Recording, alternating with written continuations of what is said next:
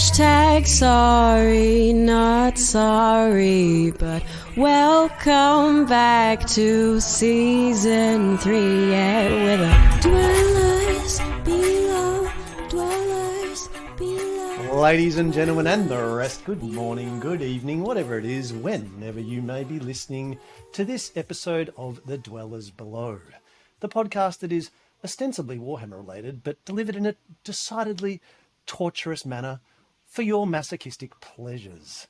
I'm your host, the Jabe, and I'm the one who's responsible for that disgusting, uncomfortable thing you've been feeling with my tongue slithing around in your ears. Ooh, yeah. This episode is by the old crew, for the old crew of you who once upon a time, a decade ago, knew and loved a game called Warhammer Fantasy 8th Edition and are a little bit curious and maybe thinking of dusting off some models for Warhammer 9th. It's the old world for 8th Ed Dummies. I'm Dummy Prime, and today I'm joined by some actual Warhammer bona fides. In the top right corner, joining us from England, with many wargaming accomplishments of note and luxuriously luscious locks, it's Mr. Dave O'War. And in the bottom right corner, the man, the legend, he most accomplished, all the way from Scotland, that old egg Cousins. And in the bottom left, a man who wishes he was wargaming in the UK, the Ginger Thunder from down under, the father of lies. Boys, been a while. What's been going on? Couple of years. Mate, you're killing me. You've just wrecked every intro I did in all the other episodes. You've just blown them out of the park with that nonsense. Well, we're going to do old school shit today. We're just going to... I think I might just retire from hosting permanently, and you can just do it every episode, because that was excellent. As long as I'm not hosting, editing will be right. Chris? Yeah, we've got to wait to see how the rest of the episode goes first. It could be an absolute train wreck. Yeah. Still. Give us a chance. Exactly. Well, got a few cans to go yet. So today, boys, I think it is kind of Warhammer 9th, and there's probably a bunch of people out there once upon a time who did love a game and are wondering, and a little bit curious, and only just got released like yesterday in Australia, something like that, very recently. And there's probably some people with some dusty models who are wondering how the game compares, what the change is. And for me, this is my first edition change. It is an edition change. I don't care what GW says. Great marketing by them, but it's probably an edition change, and there have been some changes. So I thought what we might do is we're just going to kind of bumble along and go through the phases and sort of see what's changed and give people somewhere to orient themselves if it's been a while. For me, it was 10 years since I had my models out, and they were all dusty. And oh my God, can I just say, by the way, technology has fucking changed in the last 10 years. Like, I've discovered printing, I've discovered contrast paints and slap chop, and I feel like they just like changed the game completely. Is it just me, or has a lot happened in 10 years in terms of models? It is, but I think we need to have a warning to the listeners that Jabe is a recent convert to the religion of 3D printer go burr, and that is going to lead to a high degree of evangelism coming out across the airwaves. They're amazing. I don't know how people can't be amazed by this. They're so good. They are literally magic. It's I can't believe it. I'm printing it out. I'm like, there's no way this can come out perfect and like better than a GW board, but fucking it just pumps them out. I'm amazed. It's so good. Printing good models, easy. Finding good models, less easy. Yeah, wow. I think that might be another episode, actually. You know, alternate episodes, alternate models for Warhammer. You know, and GW can't be too upset and too bad if they are. They don't even have any models for their own game that they've got out. Or am I wrong on that? Yeah, it is pretty bloody difficult. In Australia, yeah. In Australia, we didn't have models. We didn't have rules up until yesterday. Yeah. All right. Well, let's get into the rules then, boys. So, Warhammer 8th, from my memory, we started with movement, right? Yeah. Nothing before movement? There was the you set up... Let me check. Oh, you phase, did start of the right? phase thing. Yeah. Well, you Rally deploy. fleeing Right, troops. so, Yeah. Oh yeah. Starter phase. There is a all right, but before that deployment, was there anything? Is there anything different in deployment that significantly so? It feels kind of reasonably similar to me, right? Deployment? Yeah. Deployment's not the first thing. The first thing is muster your forces. And to play a game of Warhammer the Old World, each player will need an army to command. Yeah. Well, everyone's So the first thing furiously to printing do now. is assemble your forces. Yeah. You can simply use all the models in your collection, but most This is players use not points Man values Reed's book. and This is a army different lists. podcast. You're That's about not 4 this weeks too podcast. late, buddy. All right. No, we're in Australia. We've missed all this. We haven't had the books. No one's been able to read it. So, all right, let me try it again. You can simply use all the models in your collection, but most players use points values and army lists to ensure their forces are evenly matched for a closer fought battle. This system is explained in the Warhammer Army section 276. This is Aussie Man Reed's book. I do like it more. Well, I think people are mustering their forces as they are. They're all printing furiously as we speak, but they're ready to deploy because they've mustered them. Is there, as far as I can read, and I'm the dummy here today, right? So let's be clear. You guys are the not dummies. I'm the dummy. I haven't played a game. I'm just one of the people who's curious. Deployment to me looks substantially similar. Yeah, I think so. Yeah, I think it's pretty much the same. Yeah. There's All right, great. one Deployment difference done. I've seen, not so much in deployment, but in the roll-off for first turn. I think you can't choose to go second anymore, from what I saw, at least in the sort of standard pitch really? battle scenario. Okay. That was my reading of it yesterday. Yeah, the other thing I Who knows noticed is if I was right or not.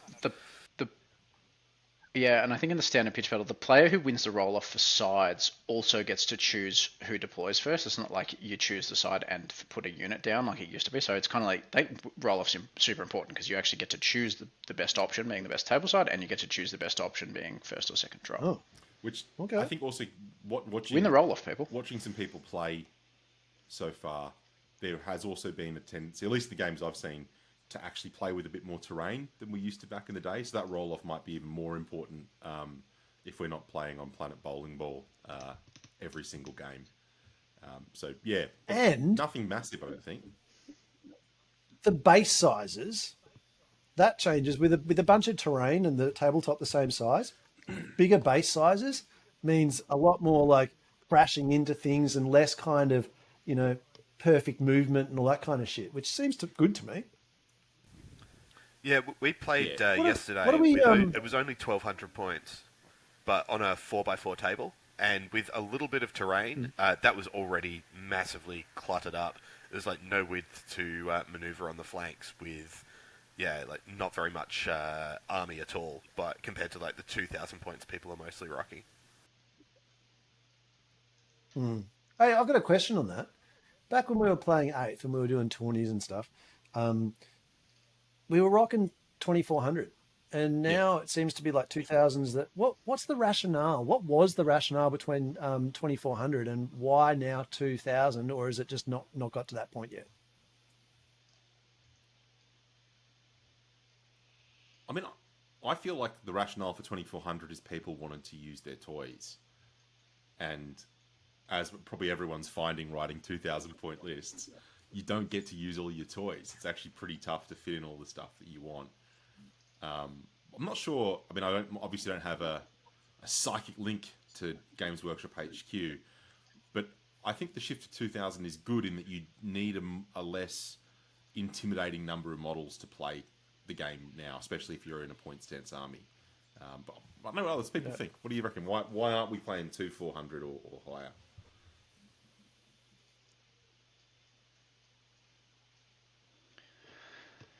I'm not exactly sure why. I think there's pros and cons. I think there's probably more pros for the 2K, just being that it is smaller, so it's easier to get an army on the table. It makes the game go a little bit quicker, and so each game doesn't take as long, which is probably important for tournaments. But then you've also got like scarcity breeds innovation, right? So like if you can have everything you want in a list, then you just put everything in. Whereas if you've got to really make choices at 2K, certainly. Like writing this, I'm cutting stuff every single time. I'm like, oh, I can't fit in everything I want, and maybe that's because in my mind I have 2400. Well, I'm used to having 2400, but yeah, I think it probably slows down some of the crazy stuff. Well, I like it, and who knows, maybe it'll guess- change as far as things go. Sorry, Chris, go ahead. Yeah, I was going to say, if you can't fit everything in, I think you're doing it wrong. Because I got 3 dragons and 2 Frostheart Phoenixes into a 2,000 point list, no worries. So, I definitely want to, should be want to say ashamed that of yourself. if you try hard enough, you can fit it all in. Really? But Filth the coming other out thing of to you. bear in mind is that the 2400 was a sort of tournament thing, like the community tried different points. Games Workshop was still just saying 2,000 for the most part. So we'll see what happens over time. Hopefully we can play lots of different point values and write totally different lists for each tournament. Well, your connection's a bit shit, so I'm just going to speak right over the top of you.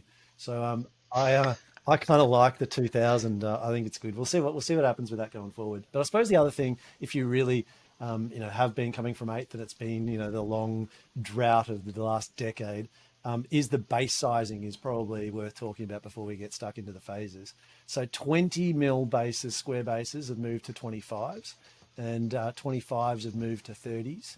Cav, can be 25 by 50 for light cav, 30 by 60 for heavy. And then there's various changes with war machines and other monsters and stuff as well. And I don't like having to do the rebasing, but I do kind of like the bigger bases, and it's a lot easier to rank up those black orcs. And I think it's a good change. What do you guys reckon?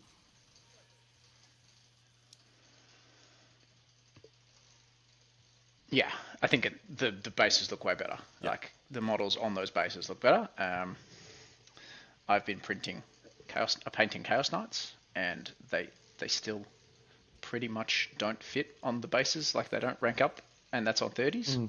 So it's like, could they have gone further with it? No, I think they've done a really good job of selecting the base sizes, and it makes a lot of sense. Yeah. All right. Boys, in the absence of anything that you want to chuck in there, let's get straight into the new phases. The first phase is not... Well, I suppose now there's an official phase, right? It's a command phase, and you actually do stuff in here rather than just tidy shit up, yeah? Someone want to take us through the command phase? Strategy Briefly. phase. So command is a sub-phase of the Well, strategy phase. yeah. So there's a strategy phase. Correct. Oh, you guys are here. Can I read from my book? No. Tell us, Dave. You tell us. You're sensible.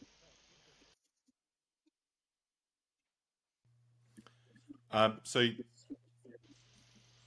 the strategy phase has 4 components. The first is the start of turn sub-phase, which includes very niche things like vortex spells are going to move through your units.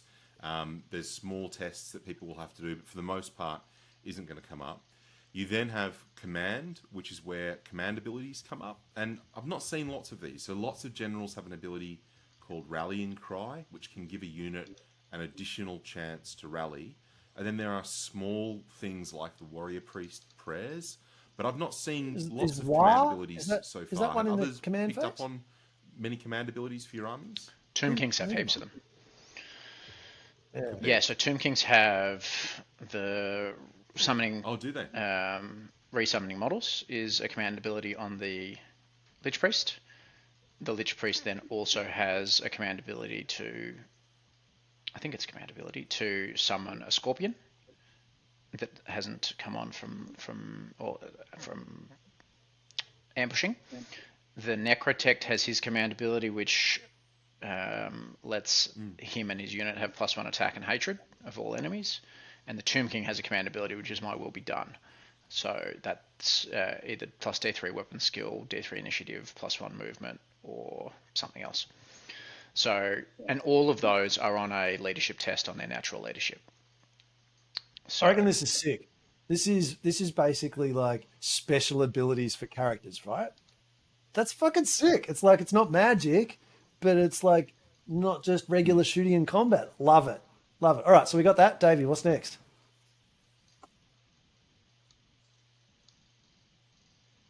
You then have conjuration spells, which is where you do dispelling remains in play spells. Importantly, that happens after things like vortexes tend to move and damage your troops. But you, in the conjuration phase, can cast enchantments, which are spells on your own troops, Wait. and What? hexes, Did you which just are spells say on that you enemies. can Really cast important for this. spells before the magic phase in Ninth Ed? No. Tell us about that. There is What no magic phase. this is, I reckon, this is one of the biggest changes, and I fucking love it. I reckon this is so good. Someone talk me through it.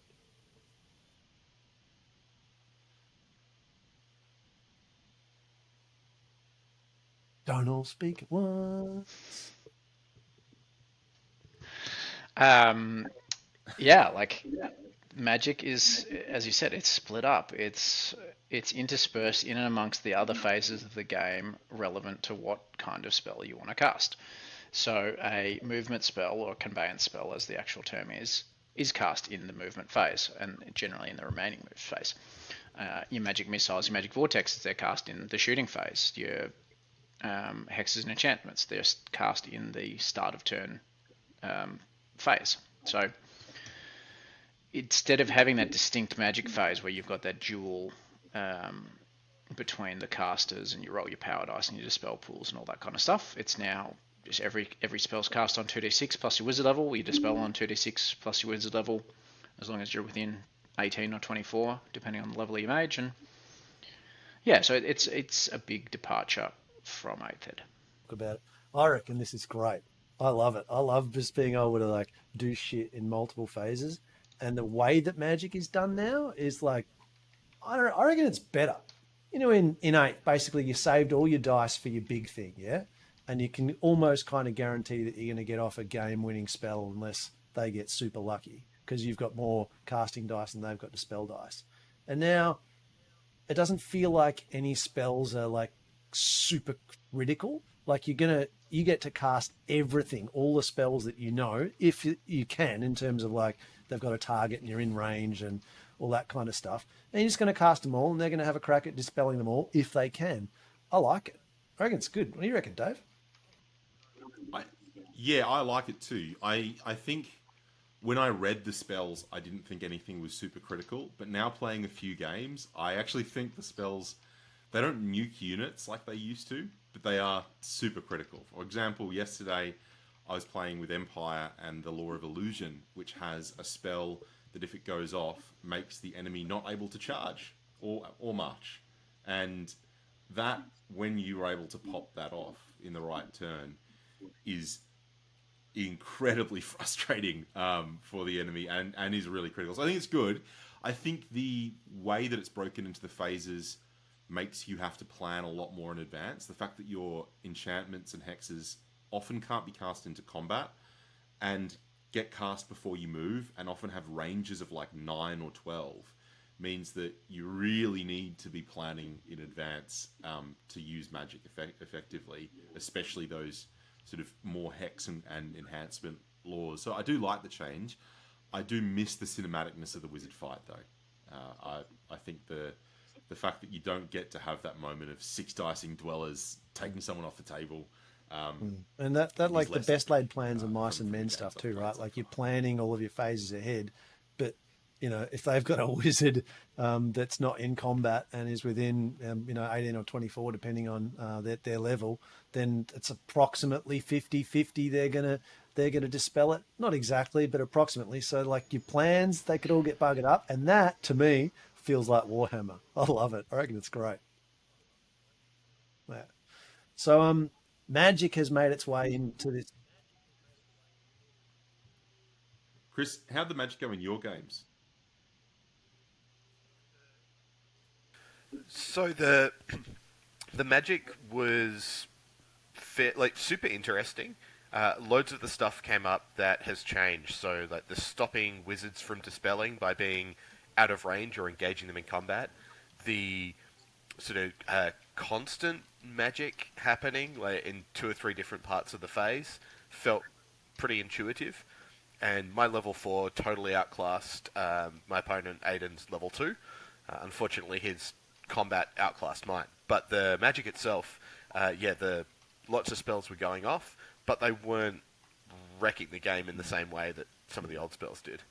Yeah, to me, I haven't played, but I've watched a bit and I've read some rules. I initially planned on doing this episode not having read any of it, so I don't know anything. You can all talk me through it, but I don't know. From what I've seen, I reckon it's great. So anyway, we're in this early phase, the strategy phase, and we got spells and stuff. What else was in there, Dave? You were on a roll.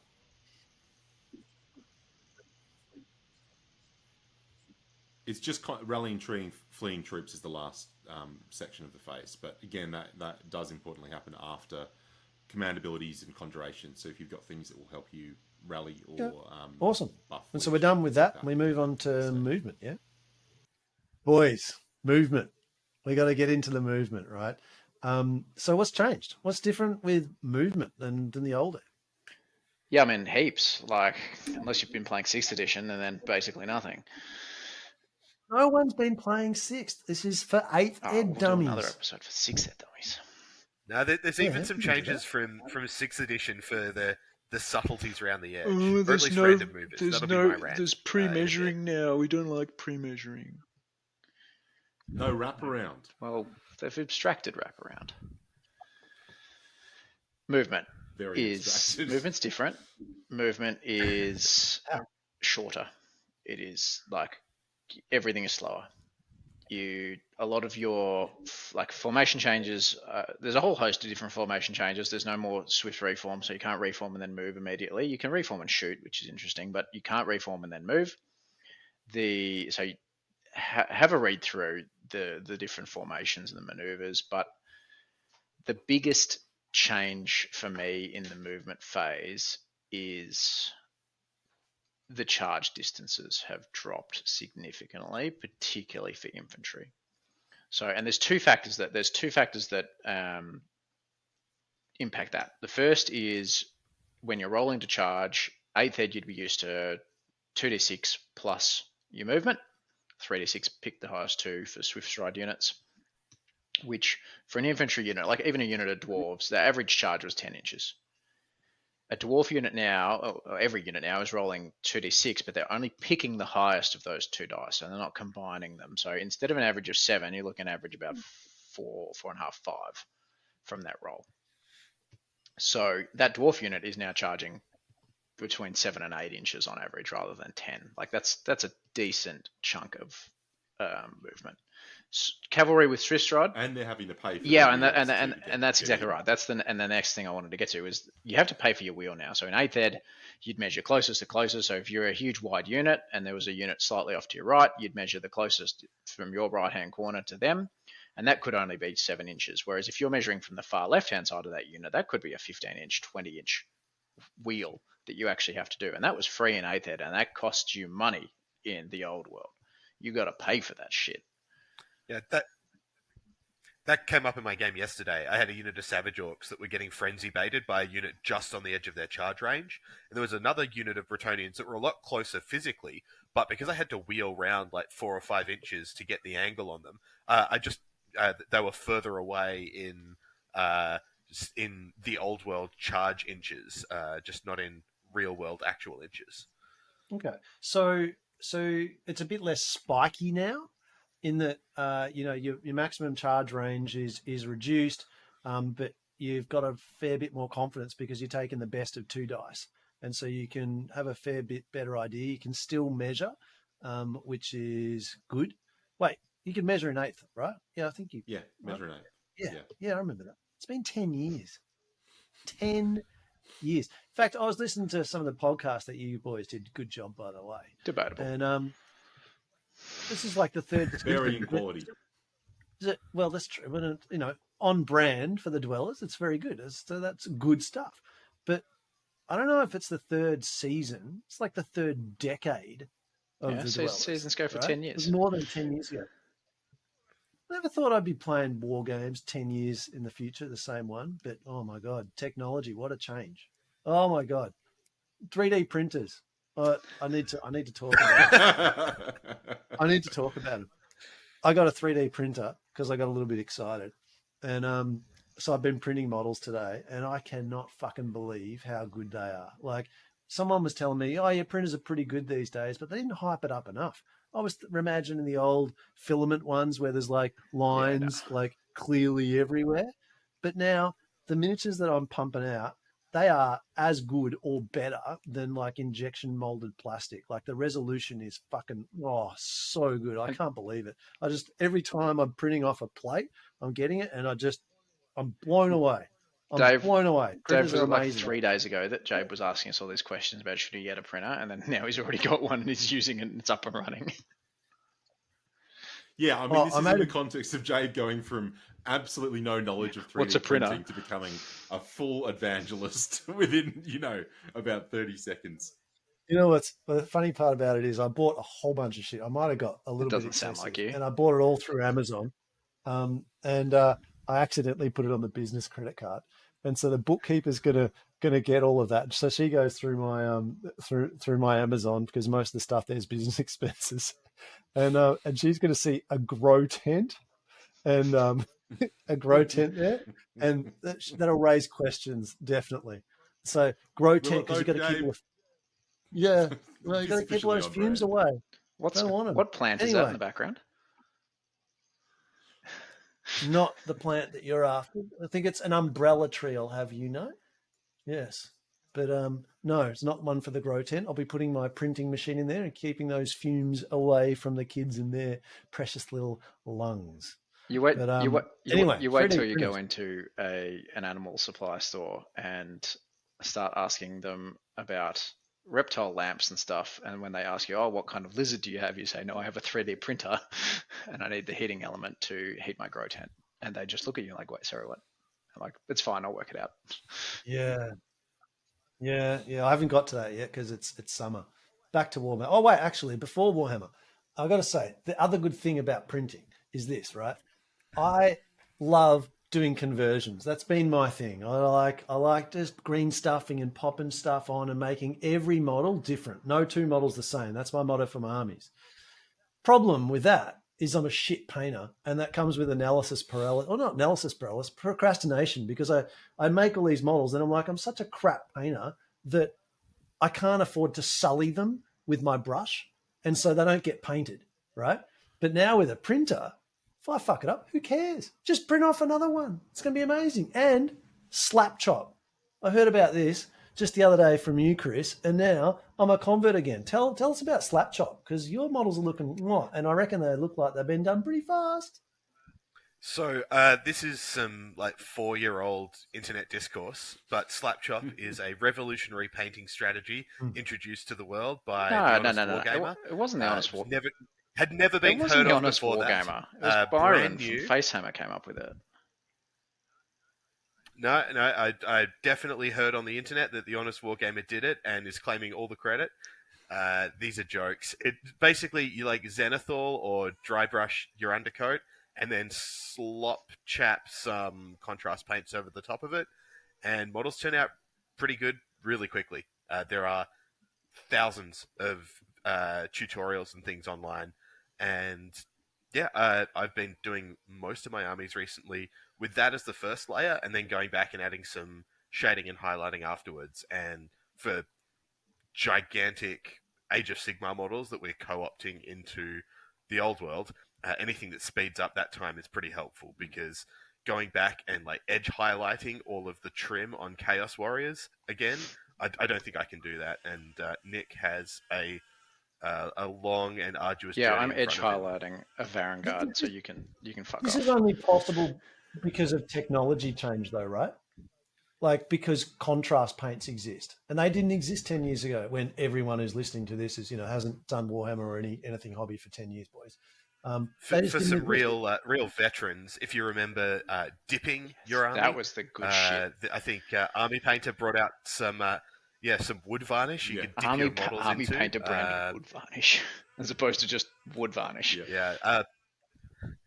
But now the painting technology has improved a lot, and the competition as well. Like, contrast paints came out, and pretty quickly there's various other options on the market. I know Army Painter have done contrast metallics now as well. Speed Paint 2.0, baby, with metallics. Yeah, on the way, arriving tomorrow.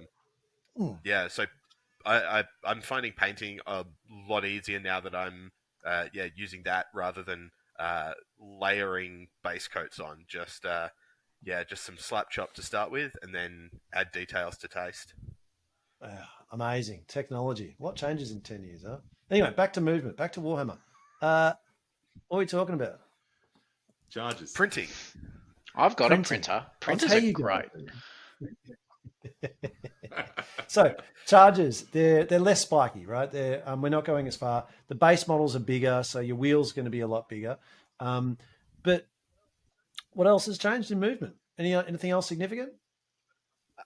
I've got a couple of sort of almost fringe things that I think are actually going to come up quite a lot.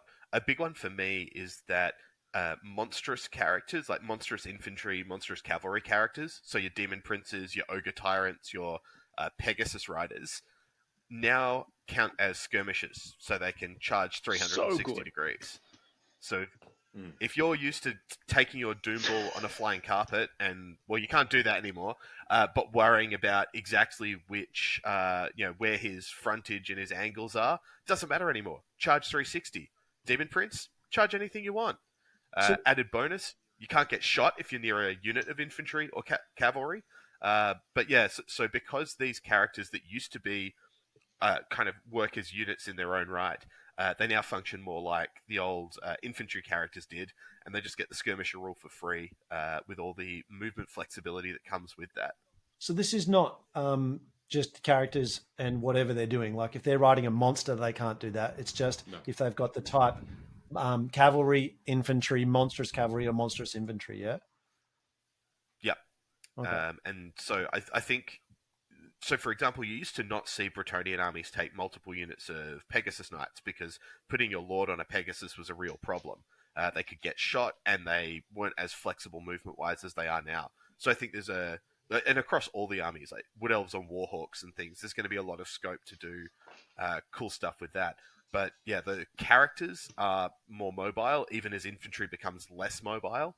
So I think that'll shift some of the balance of power in terms of what we want to take compared to like 8th edition, where you'd have a lot more big giant blocks of infantry with characters sitting in them. I'm not sure that's going to be what we'll see as much. The other thing that's different about movement is maybe it's just the books that I've been reading and the laws that I've been reading, but it seems like there are more spells that influence movement, so conveyance spells, and so that your charge range is shorter, but you're probably adding, maybe you might be adding a D3 from, I don't know, from something. No, you're not, because conveyance spells are cast in the remaining moves phase. So none of the conveyance spells, at least none that I've seen, are remains in play, and so they don't last until your charge.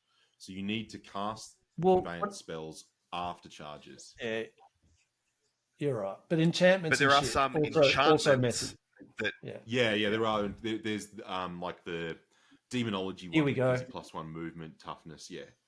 But most of the move buffing ones are conveyance, and they don't work. Yeah. But here we go. Except enchantment from orcs. Yeah. Except for casting Arcane Urgency on random movers. Oh, we're not talking about that again. We did a whole episode on that. No, we're in the movement phase. I guess that's in the No, that is the movement phase. We can talk about random movers again. The one thing I just wanted to add for that as a general thing, rather than going too much into army lists, random movers don't just pick a direction and go. You can wheel and maneuver as you like during the movement. This things is like bullshit. This Squig Hoppers are more mobile now. No, this has got to change, because you could start in the front arc of someone, roll like, I don't know, 10 for your random movement, go to the side of them, then round the back, and then charge them in the back. And that's... Yep. No, that seems bullshit to me. I reckon that's got to be... How many times have you emailed the FAQ team about this, Chris? When I emailed them, I got an automatically generated email back that said, when in doubt, use rules as written. So for the time being, that is officially... So for the time being, officially, we're not playing against Chris. Yeah, you have like a week before my squigs arrive, so get your games in now.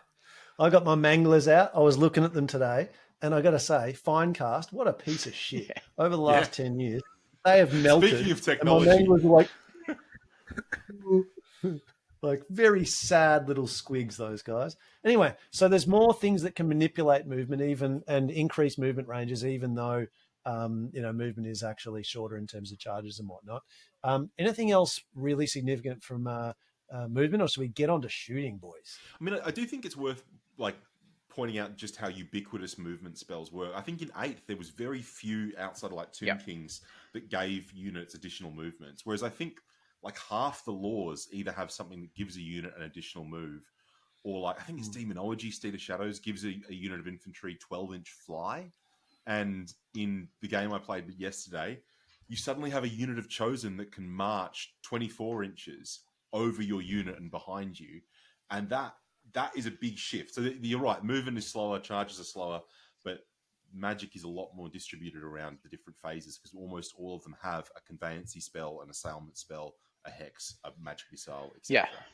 But again, you can't rely on it, right? Because you're going to try and cast it, and if they've done the right things with their wizard, they're going to try and stop it. And so, if you're 2 level 4s and you don't have shenanigans or but like and with the situation that Dave came up with, like if they've got the first turn, you're by definition you're more than 24 inches away from their mage, so they will be casting that spell without you being able to dispel it, except for a fated dispel, which you're just rolling on 2d6, and you've got to try and beat a 2d6 plus 4.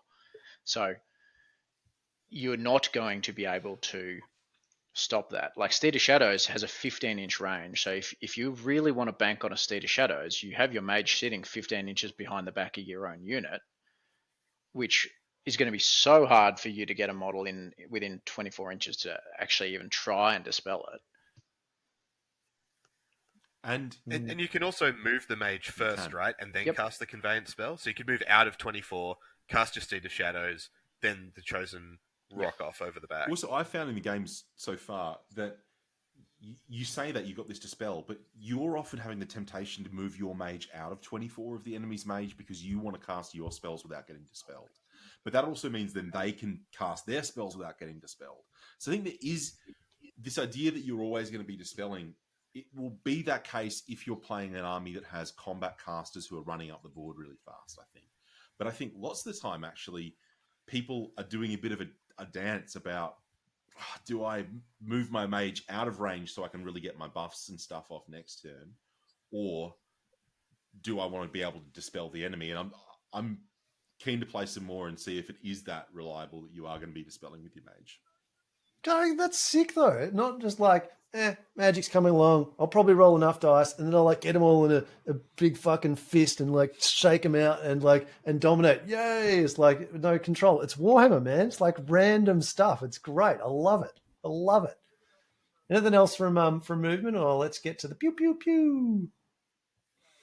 Dave, you love the pew pew. I know you love the pew pew with your elves, and I think you're doing Empire now. They're a bit of a pew pew as well. I'm doing Empire at the moment because I want the people who I'm trying to seduce into Warhammer to keep playing. And anyone who watched the episode with your Wood Elf list will know that if you were doing it with the Wood Elf list, they wouldn't want to keep playing. Yeah, exactly. Even though that would also be because if I'd played that list, I would be cheating in about 3 different ways. Yes, that feedback was given. Still better feedback than what we got for Lockie's list in the last episode, which was basically your list is bad and you should feel bad. Oh, poor Lockie. To be fair, I think he put himself out there and for exactly that. So, good on him. I don't think he intended that, though. Give him the benefit. Yeah. You tried, Lockie. Well done. So, shooting phase, there's not masses of changes explicitly in the shooting phase that makes it different. There are some big ones. The first one is line of sight, which is you can't see through other models at all unless they have large target or you're on a hill. That means that missile troops are having a much harder time drawing a bead on the enemy. Same with war machines. You can't keep your war machines behind. Your 2 helo cannons can't as safely hide, or they're going to be firing indirect. And because of the sizes of bases and things as well, you're more likely to be having a hard time arcing your shots. So from the games I've played, what that's meant is that missile shots are much more often not able to shoot or having to move to get a bead and therefore hitting on 5s and 6s at best. The other massive change with the shooting phase is templates have had two massive nerfs to them. The first one is that the bases are way bigger, so they just don't hit nearly as many models. You know, you're getting a 25% reduction on efficiency on all your template weapons. And the second is, like it was, I think, in 6th and 7th, but not in 8th, any model which is partially covered by a template but not completely covered is only hit on a 4-up. And because the increase in bases, almost everyone's partially covered. You also have to place templates in the middle of the enemy unit and not just plunk them on top of the enemy's Vampire Lord and hope they roll a 1. Yeah, but spear chuckers pierce now whether or not they kill the model. They just keep on going, making spear chuckers delicious. They never hit though. They never hit. I've never had a unit hit by a spear chucker. It just never happens. That's because you need 4 of them, and then you'll probably hit maybe 1 or 2 things. It'll be great. They do double wounds. 45 points. Love it. What else? I think partly that's those kind of like bolt thrower sorts of war machines might be about as good as they were before, and the points have kind of stayed the same. But for the other war machines, the points haven't come down to reflect their reduction in efficiency. They'll still be able to chip a few models off or wounds off, but you're not going to get the same kind of thermonuclear explosion as when a trebuchet hits a unit as we used to. The other thing actually that has affected shooting, which isn't shooting directly, is armor. Armor, from what I've seen, armor is king. Like, armor is a little bit harder to come by unless you're orcs and goblins, in which case 3-ups on black orcs and boys. But generally, armor seems a little harder to come by, and you can't get a 1-up anymore. It's a 2+. But decoupling strength from armor piercing makes a massive difference. At most, usually, you're getting pierced by 2, maybe 3, but probably only 1. And armor is king, I reckon. And so shooting, not as good because it's not piercing. I disagree. Shooting's better. Tell me. I don't know shit. There's less armor as a rule. So a lot of knight units are going to be 3+ save max. A lot of infantry units are only going to have 5+ saves when previously they might have had 4 or 3+ saves. So Black Orcs, I assume, get full plate or something, which lets them get up to the 3-up. Full plate so that's an exception rather than the rule. Mostly across the board, the armor value of units has dropped, and so your strength 3 shooting that originally didn't do any armor piercing anyway just got a whole lot better because the armor values on everything just got worse. Yeah, that's fair. That's absolutely Dave, fair. with your Wood Elves?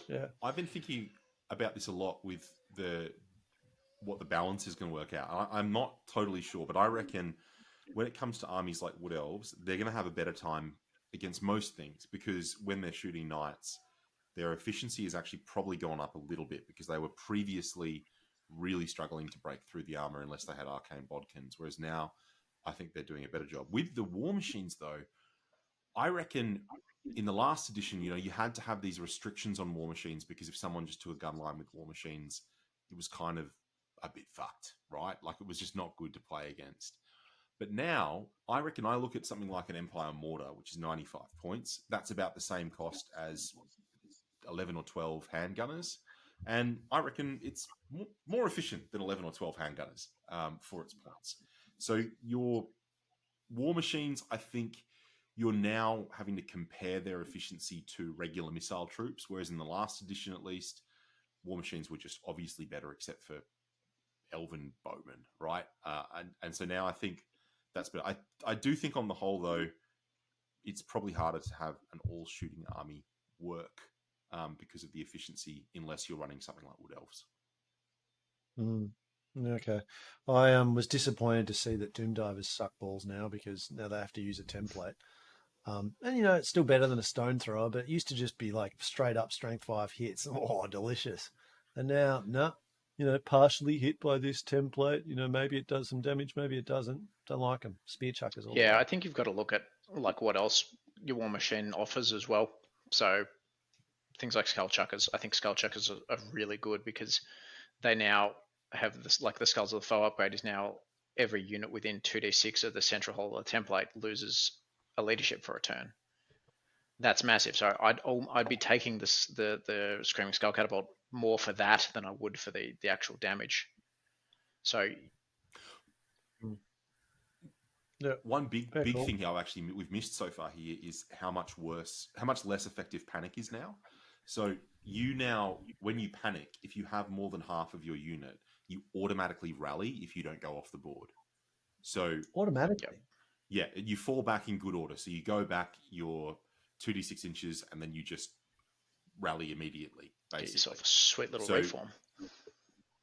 yeah, and you get a reform out of it. So it's not the shooting is not going to be panicking units off the board nearly as much unless you can do it on first turn. So I think that's pretty. I mean, I think that's a good change in terms of how the game can often feel bad. So when you panic, can you still BSB reroll? And is there any difference in terms of generals and BSBs, or are they basically the same as well? Massive changes for BSBs, but not with panic. It still works for panic. The BSB doesn't give you a blanket leadership reroll. It gives you rerolls. I'm pretty sure it's just to panic and break tests. Is that right? Yeah. Chris It is. Hold your ground. I've got it literally here. Reroll fail panic or rally tests. In addition, yeah, so just panic and Addition to rally. break Just tests. panic and rally plus break. Yeah. and break. So it doesn't work for fear, doesn't work for terror, doesn't work for abilities that target leadership. So the BSB, I think you're still going to see them in every army, but Doesn't work for your command abilities. Yeah, exactly right. So for like summoning models with leadership, yeah, BSBs are still pretty essential, but they do not do. Yeah, they're not going to be as ubiquitous as they were. And yeah, the terror thing is going to come up a lot, I reckon, because there's going to be a lot of monsters, a lot of things charging with terror, and if you don't have immune to psychology, you're going to be running away and getting run down by pretty measly, like Empire Griffins and things, quite a bit. Which but they have something we to need to watch beat out your for. unit strength, don't they? That's for fear, right? Not for terror. Well, that's for fear, not for terror. Mm-hmm. Okay. Oh, the other thing while I'm thinking about it, because I'm back on generals, is I don't recall in 8th, when you pop them on a monster, you didn't get 18 range, did you? Command Yeah, range. you did. Yeah, you did. Yeah. Yep.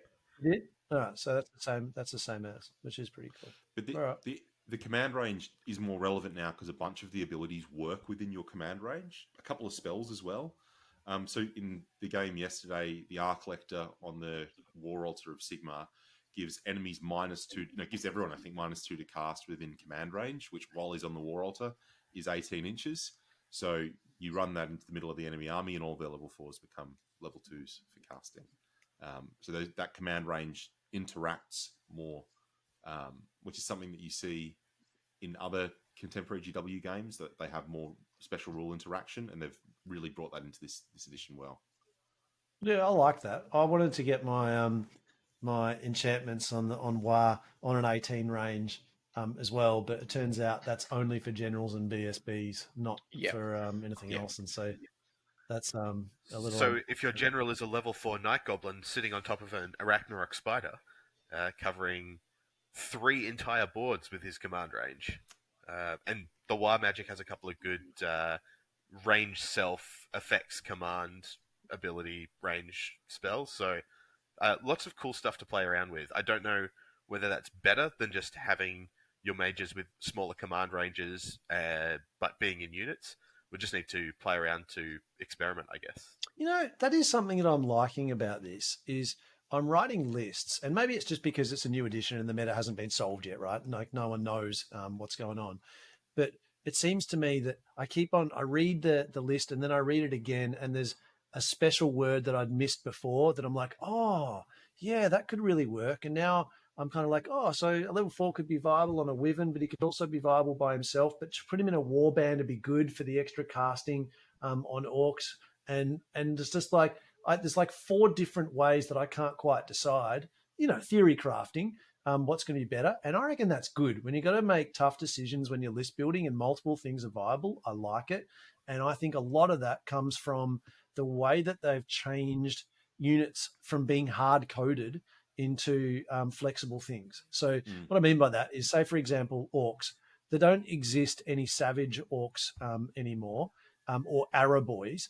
They're all just orcs. They're orc mobs, and then you can pay points to take off their armor and give them frenzy, and that effectively makes them savage orcs. And then play a little bit more to give them a ward save. And then the keywords change depending on the abilities that you and way that you take it. And I don't know. I really like it. It gives a lot of flexibility without hard coding stuff, and special words are huge. There's so many of them. I love it. I reckon it's great. Yeah. Where were we? Shooting. Shooting. We mentioned it a little bit before. The way that characters, and especially big characters, can't necessarily be targeted if they're nearby things. So characters running around outside of units won't get shot as much as they might have in previous editions. Although which is really good, but particularly for the cavalry ones, which are the ones that I think are the most powerful for most armies, they need to stay within 3 inches of a unit of cavalry that has more than 5 models, which is not hard for Bretonians to pull off, but I think is possibly actually a bit harder for some other armies to stop you from bringing their cav units down. So very good, but not without risks. Yeah, well, it's making choices again. So back to the orc shaman, right? Like he gets bonuses when he's in the unit. He gets a +1 to cast if they've got a unit strength of 10 or more. And that's cool. But he also has warband, so his leadership increases if he's in a unit that's got 2 or more ranks. And so now his buff distance increases when he's in the unit. But then you don't want him in combat, which he's going to be if he's in your unit and he's in a good unit. He's going to get into combat. Then he can't dispel and he can't be casting other stuff. So you want him out and next to a unit, but then there's issues there as well. It's like choices. I love it. Yeah.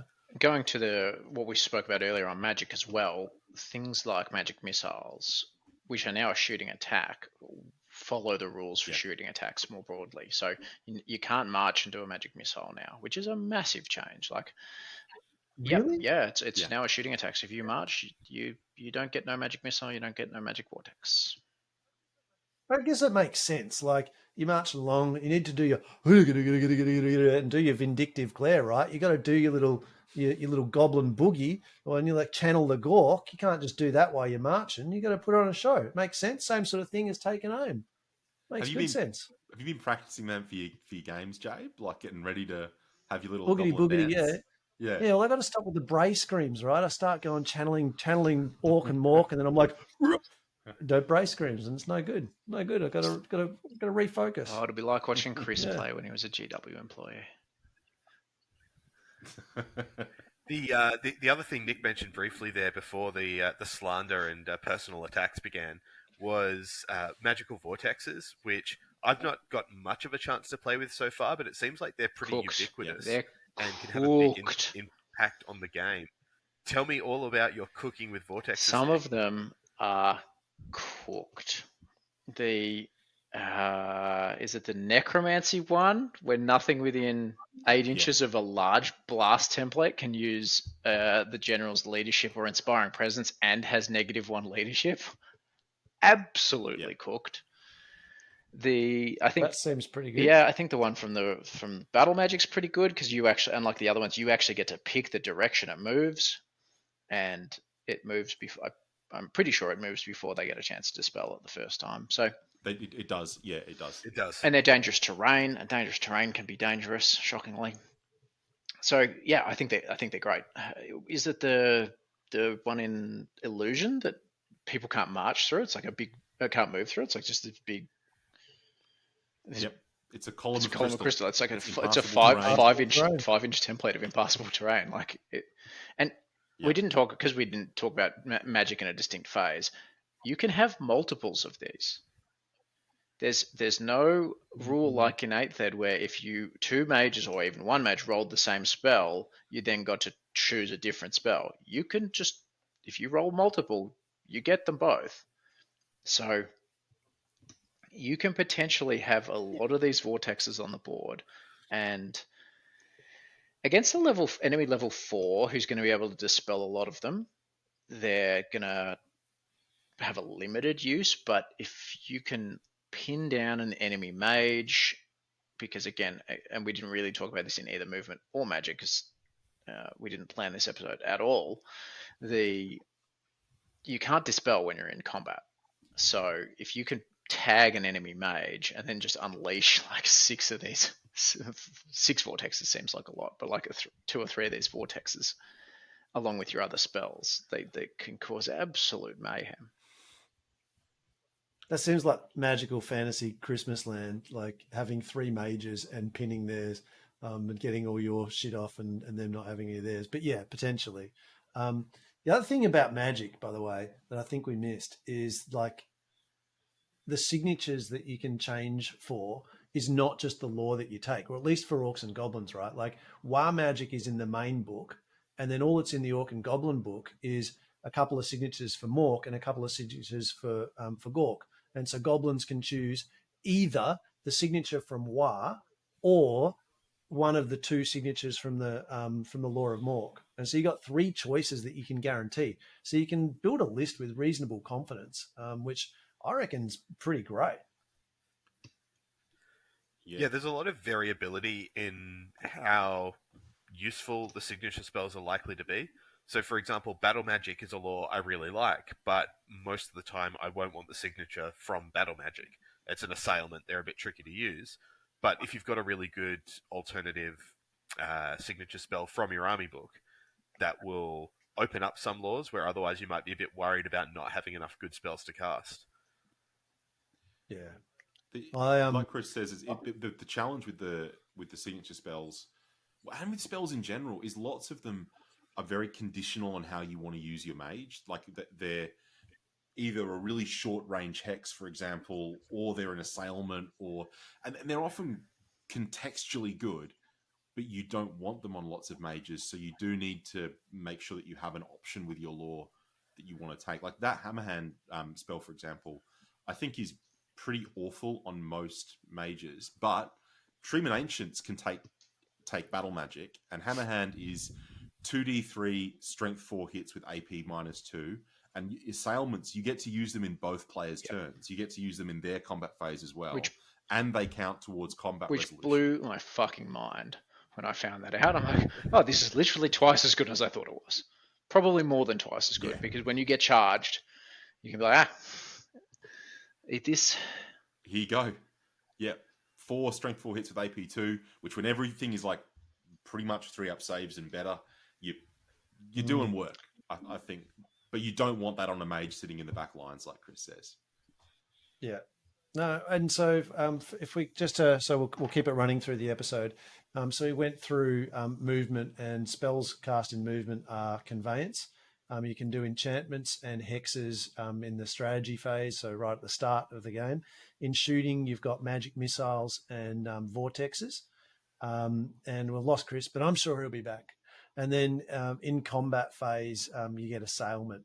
Do we miss anything there? Enchantments, hex. Yeah, I think that's it. I think that's all conveyance. of them, right? Yeah. Yeah. That's all of them. Yeah.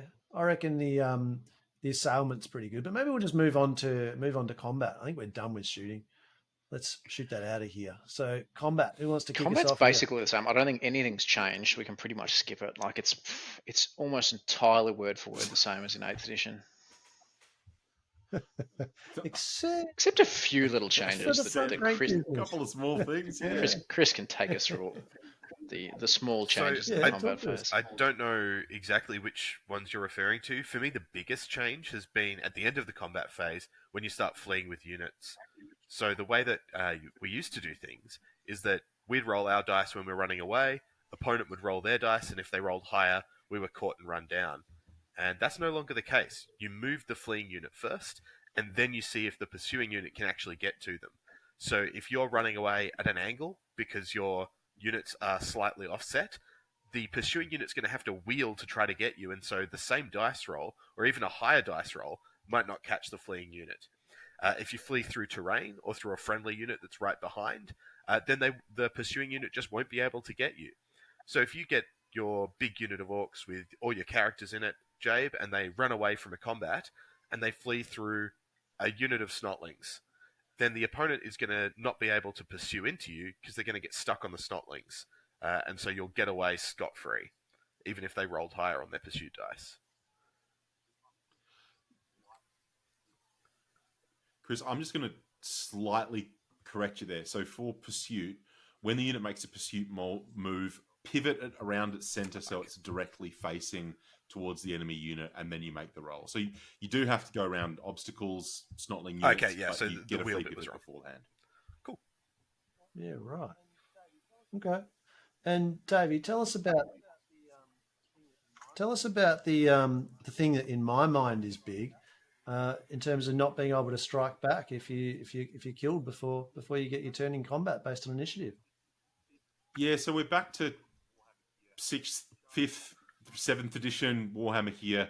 You charge in, you strike an initiative with bonuses for charging, and a couple other things like spears.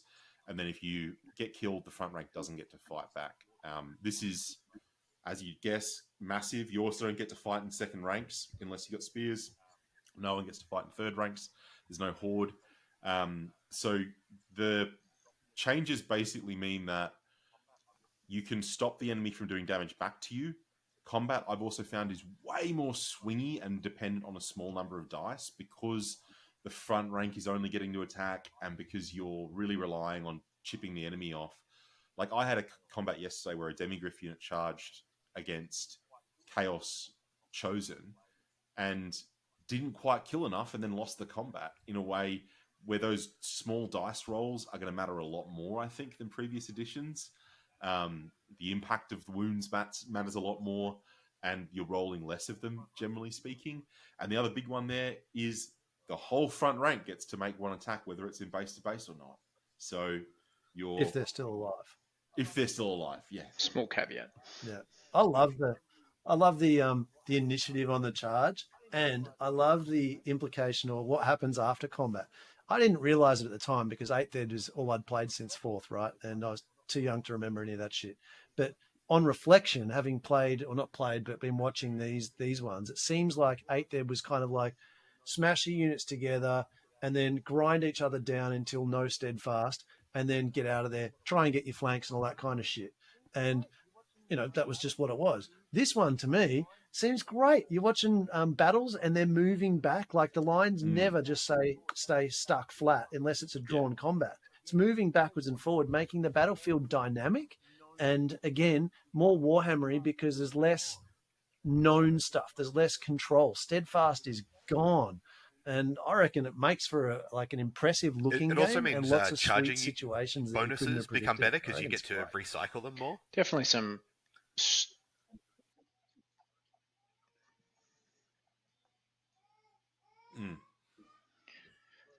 Although some of them need like a minimum range, right? So there's well, actually, Nick, do you want to talk us through like give ground and fall back in good order, because that comes into Yeah, and this is for me the most important changes.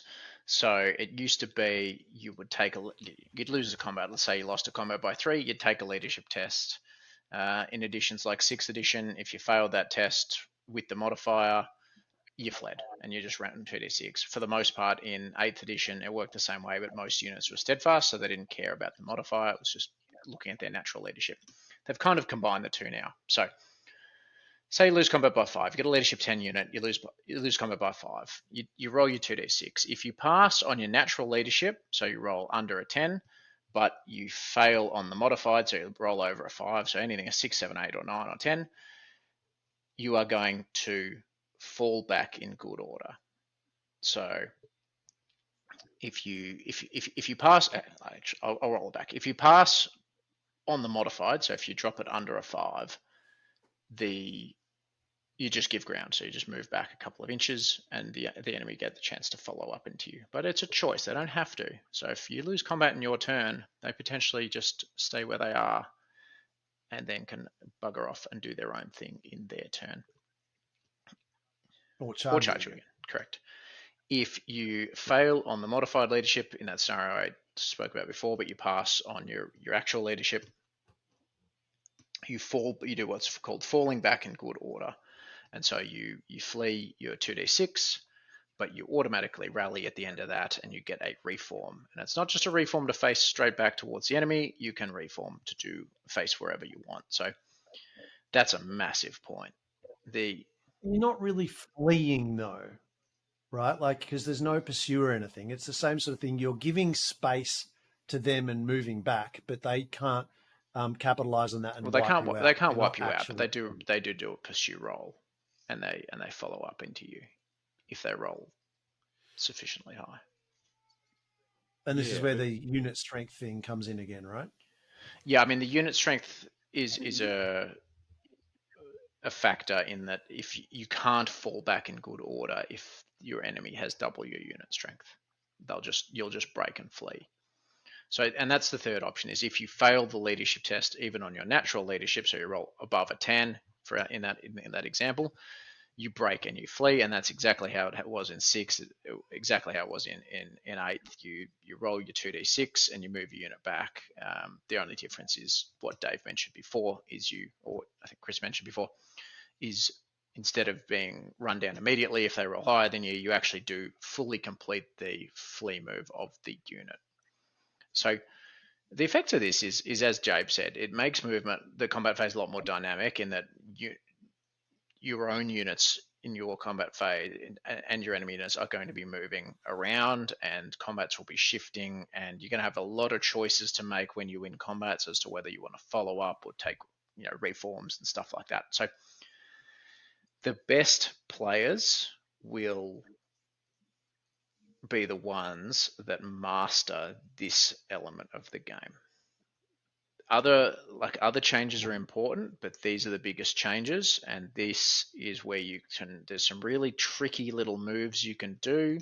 There's some really technical stuff you can do, and if you can master this section of the game, and I recommend anyone coming over from 8th edition or generally read that section of the rulebook, figure it out, play on TTS or just with some models on your table, and when you're playing games with people, your first games, concentrate on this section of the game because it's so important. It's massive, the things you can do, changing the facing of enemy units with smart little reforms, the ability to just change the dynamic of the game in this phase is huge. Yeah, And okay. there's tons of subtleties as well with this.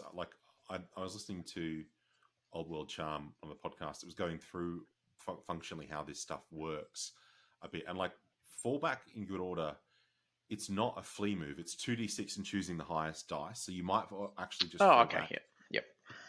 1 or 2 inches, which means that they won't get impact hits, for example, or they might not get a sufficient bonus to their initiative when they charge to strike before you if they're using great weapons or if you're an elf or things like that as well. And the other one with the fallback in good order is that it rallies at the end. So you're getting a free reform, like you said, Nick, which when you fall back in good order and you rally, you can do some really janky stuff. Spread your unit out 10 wide. You can make it really thin and angled. You can really play with the enemy. You can reform. You don't have to reform after the fallback with good order to just face them directly. Yep. You can reform on a really jank angle to make them present their rear to other units in your army. So if they follow up with you, they're going to get countercharged the next turn. So there's a lot of crunch here that there wasn't in combat resolution, I think, in 8th. There are a couple of things that you brushed over there, but for new players or players from 8th might require a little bit of talk. And that was if they follow up only within an inch or 2, they don't get their impact hits. So you get to charge in when you follow up, but impact hits, you have to have more than 3 inches to get impact hits. Is that right? More than 3 inches. That's right. Yeah. Yeah. And when you charge, you get initiative bonus for charging, but you get that based on each inch you've gone up to 3. Is that right? Yeah, that's right. So if they're only giving ground back 2 inches, then you're not getting as much of an initiative bonus. And the initiative bonus with the great weapons thing, in combination with people not getting to strike back if they've been brought off, is if you've got great weapons and you're charging, well, then your initiative is 1 plus your bonus And so they're potentially going up to 4, and you might strike with your great weapons before they do. And great weapons pierce armor better than basically anything else in the game. Remember, armor is king now, and that makes a pretty big difference. For me, initiative is way more impactful than it was in 8th, and spells that change that around could be potentially huge. Yeah, absolutely. And the other thing you can do Chris, did you want to come? is you touched on it, Dave, is that the with that reform, if you only fall back in good order 3 inches, you can flick one end of your unit out with your reform, so that you're actually only, that corner of your unit is actually only an inch or 2 away from the enemy. Yeah. So even though you've fallen back 3 inches and you're like, oh crap, they're going to get all these charge bonuses, if you know they want their impact hits or their great weapon and that initiative bonus is important, flick the angle out so that they only get to charge 2 inches and reform 15 long, 15 wide, because everyone in the front rank gets to hit back. But Chris, you want to jump in? What's up? Yeah, I just wanted to ask for Dave and Nick probably. All of this shenanigans can also work for the unit that wins the combat as well, right? If you choose to restrain instead of following up, then you get a reform as well, right? So then you could a unit could fall back and reform, and then you could just pivot your unit to now face down the flank of the enemy army. Absolutely. I mean, there are, again, restrains. This is where leadership really matters, that you don't get to use your BSB bonus to your restrain roll, and lots of leadership is dropped. So the restrains, like you say, really powerful, but also nowhere near as reliable that if you don't want to follow someone up, that you can choose not to. Now, lots of stuff is leadership. It's not that safe. Frenzy's a little bit... So rather than the BSB, the leadership on the general might be a big deal? Yeah, that makes sense. Yeah. And Frenzy, you don't get to try and restrain from charging in. It's just if anything's within range, off you go. And Impetuous. Like, yeah, it makes sense for orcs and goblins, but like Bretonnian knights and stuff, I guess it totally makes sense for those French bastards too. Sorry if that's not okay. Yeah, but like dragon princes as well, like elite elven cavalry that have trained. Right. Empire Pistoliers, a shooting unit having Impetuous. Come at me, bro. So what's Impetuous? It's like a roll of dice on a 1, 2, 3, 4. You do or you don't charge. You don't. And a 4, 5, 6, you do. 3. Yeah, I think it's 50-50. 50% chance of charging. Yeah, 50-50. It's like half. It's like half friends without the good shit. Okay, that's also good. I like this. The game is, again, more Warhammery, right? It's more dynamic. You're less in control. And obviously you're going to do whatever you can to try and be in control. You're going to, not take frenzy units if they're a problem, or try and counter out your Impetuous. You're going to try and raise your leadership, and everyone will do what they can. But I like the way it's shaping up. Having said that, all of the orc and goblin lists that I'm writing have got black orcs that cancel out the Impetuous. And I'm trying to do everything you can to mitigate all of this. But I reckon it's good. I like it. So the blocks are moving around the field more, and flank charges are more devastating, I think, than they were previously, because again, they don't get to necessarily strike back if you wipe things out in a file. But other than that, any difference in terms of ranks, flanks, rear charges, combat res? Let's do that section. I'm going to go again. I think flank charges are much less devastating because you're much more likely to fall back in good order, turn around to face, and make them charge your front next time. Whereas in previous editions, if you flank a big unit with a combat thing, they're probably just going to break. I mean, sure, they might have steadfast, but if you're flanking them, you're probably countering that. Because combat goes for multiple rounds, the benefit is actually kind of to the unit losing to get their position right. So I think the risk is more if you get flanked and win, and you get pushed back, you don't get a chance to reform, and you are just permanently stuck in the flank. Hang on. If you get flanked and win the combat, you do get a reform, don't you? Yeah. No, you don't. You get pushed back 2 inches, right? I thought there was a reform in there. I'll look that up shortly.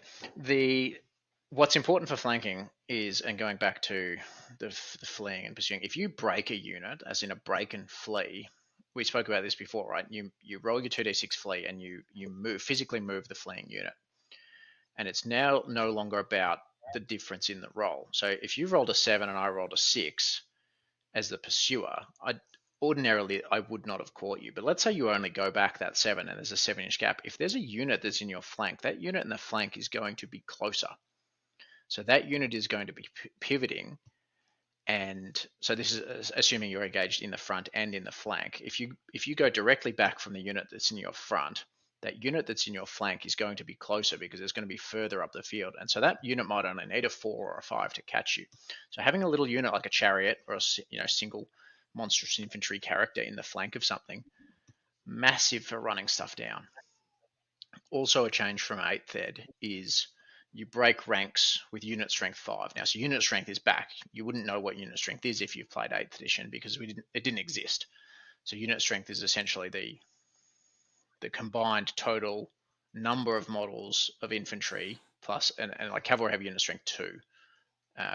Monsters and stuff have unit strength equal to their wounds. So you've got to add that all up, and if you've got unit strength 5 or more, you cancel the enemy's ranks and you disrupt them. So things like a heavy chariot is unit strength 5. If a chariot charges you in the flank, you don't get your rank bonus anymore. Like, that makes a big difference. So like smaller flanking units are much more impactful than they were in 8th edition, where you could, like, a big ranked up unit could get flanked by a small unit of knights or fast cavalry and just be like, yeah, whatever, this is fine.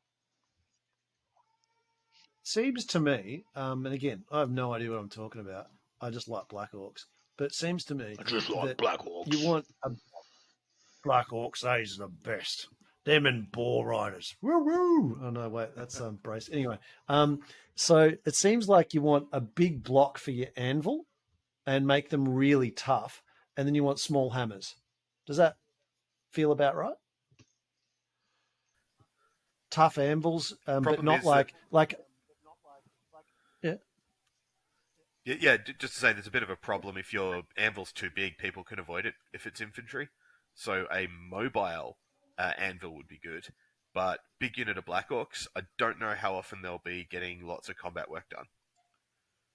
Yeah, fair call. But like, you can't have like a massive block of night goblins like you might have before and just rely on steadfast, because they're so weak that they're going to take off so many models that there's no steadfast anymore. So you're just going to evaporate. And so the things that your anvil needs to be tough.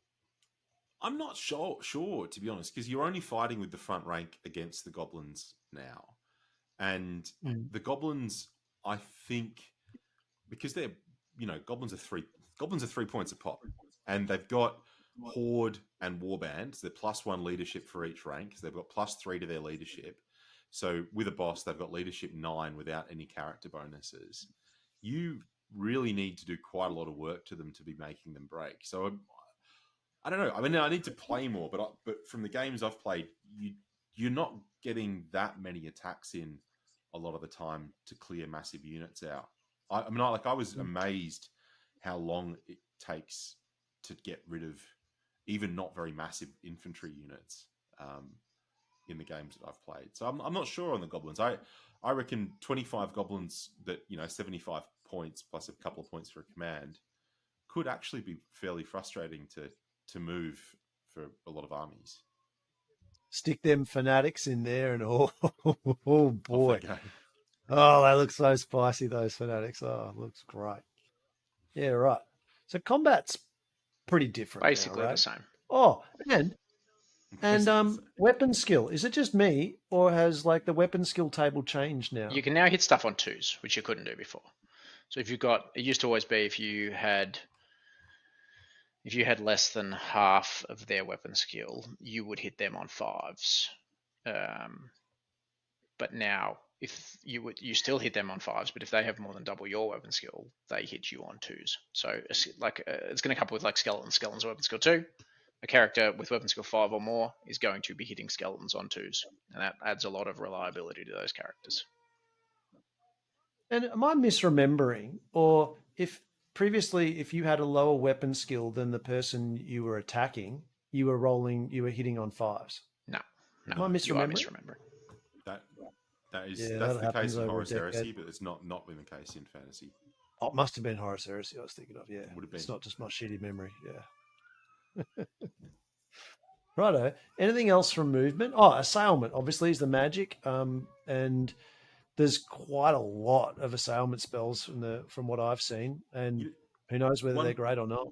So assailment, but also the which relates to this is any damage that is done in the combat phase counts towards combat resolution. So that includes stand and shoot shots, and that means that with stand and shoots, assailments, you can actually rack up a ton of combat res that isn't you directly fighting the enemy. So there are more things that feed into combat res now, and lots of armies can get detachments of archers.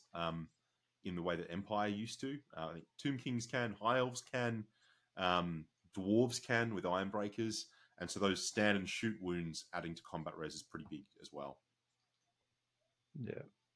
Yeah, okay. All right. What else do you reckon 8th Ed players need to know? What else has changed? We've been through the phases. What else would you want to know? Were you most excited to find out or terrified to see when you went through these rules? Nothing. It's Nothing. it's hard because I haven't played 8th Ed for so long. Like I've been off playing 6th Ed, which doesn't help. But there's lots of small things, and there's just so many small things that have just blown my mind, and that we hadn't even thought about. Like the assailment spells is one. Like just you just kind of assume you can only do that in your turn, and then you just, suddenly someone mentions, "Hey, you can do assailments twice." It's like, oh wow. Things like chariots. Chariots can march now. And chariots have never been able to march in Warhammer, as far as I'm aware. So chariots suddenly being able to march is big news. Like it makes them so much faster. Things like terror. Terror is changed. There's no 6-inch terror bubble anymore, and there's no once you've passed your terror chest, you don't have to take one for the rest of the game. You can terror the same unit multiple times with the same dragon. So there's heaps of little things. Like I'm trying to think of sort of the macro changes that we haven't covered. I think we've covered magic relatively well. The army building is a little bit different, but mostly similar to how it was in 8th edition. In it's percentage based for the most part. There's also like minimum unit choices and maximum unit choices, so you can only have 2 of some things or 1 per 1,000 points and stuff like that. But for the most part, it's 50% of your army can be characters, 25% has to be core, up to 25% can be rare, and up to 50% can be special. I don't know why I did that out of order. There's also a bunch of cool shit where you can take like special choices as core. There's ways to manipulate that around, right? Like I don't know if it's the same in all the other lists, but orcs and goblins, black orcs can be core, which is pretty great. Yep. Again, more flexibility, right? For a lot of armies, yeah. Not for all, but there lots of armies will have a mechanic like that where if you take a particular kind of character, they unlock a certain model as being core or special when they were rare or special, yeah. Yeah. So if I'm an 8th Ed player and I've kind of been hearing the old world's back and you're getting a little bit excited because that game you knew and loved is back and you're thinking about dusting off your models. Do we reckon, and early days obviously, is it a better game than 8th or just different or not as good? Hot takes only. What do you think? Chris, any thoughts on that one?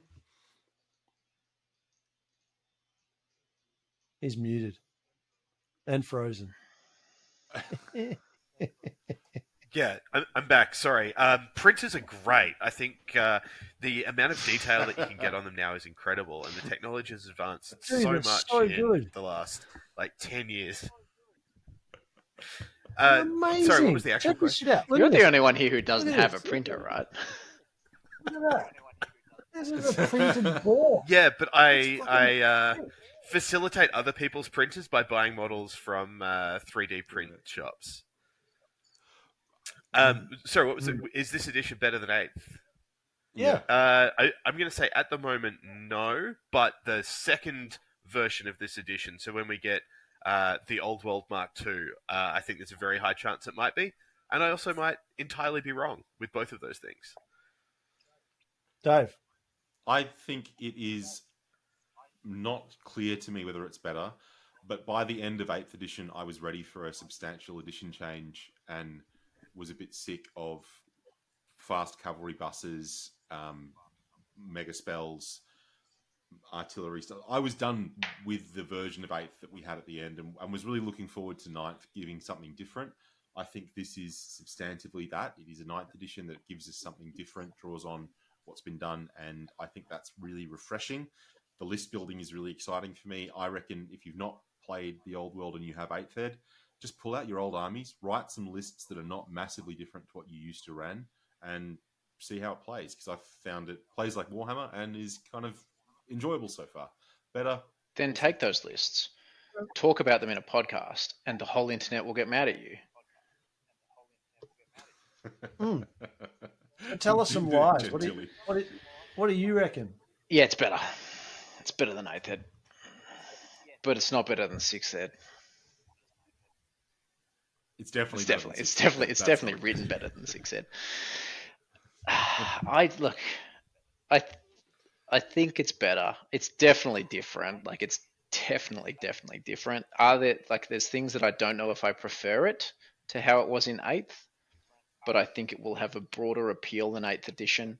I think it's got a lot of crunch, but once you get through that crunch, and that's why I struggled to make this, like, to have this hot take, is I just don't understand it enough at the moment to make that judgment. I think, Dave, you kind of probably coming from somewhere similar from what you said.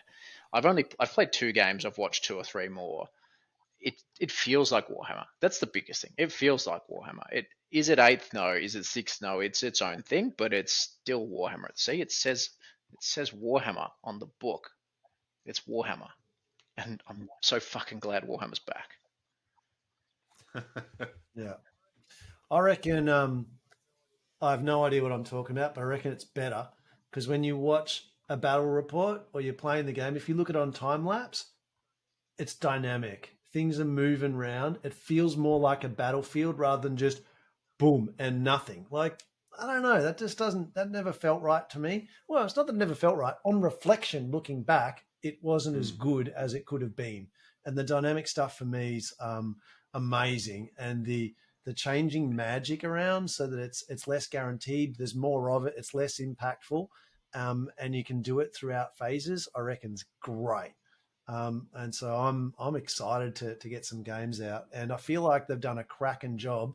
Well, I haven't looked at other lists anywhere near as much as I have at Orcs and Goblins, but I feel like they did a cracking job of making most units viable. And there are still obviously better units in there. But as I look at all of the little ones, I'm like, yeah, I can make this work. Yes, that could work. You haven't read the Sepulchral Stalker entry then? They are horrendous. Horrendous. Okay. Yeah. Well, that's always going to be the way, but there'll be some good ones and some bad ones. Yeah, we'll have to see what the sort of internal balance within army lists and also the balance between lists is like over time. It'll be hard to read it all off the page. And I guess that's also why I think my hot take that 8th was better may well end up being wrong, is because we had 8th edition pretty well dialed in. We understood it, and we still don't understand the old world yet. And so I think the most important thing for me, at least, is to get some reps in and to start figuring out all of the subtleties, because at the moment, I don't know what I don't know. So yeah, we'll have a lot of fun playing lots of games and getting lots of rules wrong, and then at some point we'll get them right, and I think that will bring everything into perspective. Try and let your opponents have fun too, Chris. No. So if you're an old 8th end player and you're thinking, I don't know, is it worth me getting all my stuff out? What about the community? Do we think that there's going to be, and it's early days, we don't really know, but is there going to be uptake on this? Or is it this just a flash of hype and a way to sell models and they dump the game again? Like, do we think this has got legs? Is the community going to get behind this and run tournaments or not? Go onto the moon. Go onto the moon. Yeah, there's a tournament next weekend in Aberdeen. Like, there's support for this. There's going to be 150. I'm signed up to my first tournament. There'll be as well. 150 plus people at CanCon playing Old World. For context, I think there was 50 playing 6 Ed this year. Isn't also an interesting question of like when you say the community, which community do you mean? Because I think it's going to siphon players. I think lots of the old people are playing 6 Ed are going to play. A decent chunk of AOS players are going to play. A decent chunk of Kings of War players are going to play, and a decent chunk of people who have nostalgia from their childhood that never really got into it, but now have incomes to afford it, are going to get in. So I think it will come together. Longevity, I think, is a different question, but at the moment, the hype. What about the middle-aged white grognards with a podcast community? Fuck them. They're garbage. You don't need to listen to them. I don't know. It's brought me out, so I won't be surprised if other people are in the same situation. You know, I've dusted off those models for 10 years, but seems worth it. And if you are struggling to get some GW models because they're not super available, can recommend printing. Can absolutely recommend you get yourself a printer. They're pretty good. They're pretty good, and I think you'll really enjoy that. You can just print a fucking army out and slap chop it up, and you'll be done in no time. You'll be on the table tomorrow. Be amazing. Go on then. When are you going to have a 2K army printed and painted? I've printed 5 ball boys, and I've probably finished now. I've got another like 6 black orcs that I just printed off. Printing a vampire for a mate. I reckon I'll be ready to go in like. So are you actually? If you can keep a tally of the painting alongside the printing, that would be great. Slap chop, boys. It's a new thing. Got my contrast paints arriving tomorrow, and then we're going to slap chop that shit up. And it's going to be amazing. Although I am struggling with bases. 3D print them. Print them. Well, I've printed them, but I don't know. Then you're gonna have to pin them. Heaps of the printed models come like the boar comes with like 1 foot down. This 1 foot that you want on the base, and then I'm pinning into that. That's problematic, right? I don't know. Haven't figured out basing yet. Still got to work on that. But I think magnets might be the key. And magnet trays.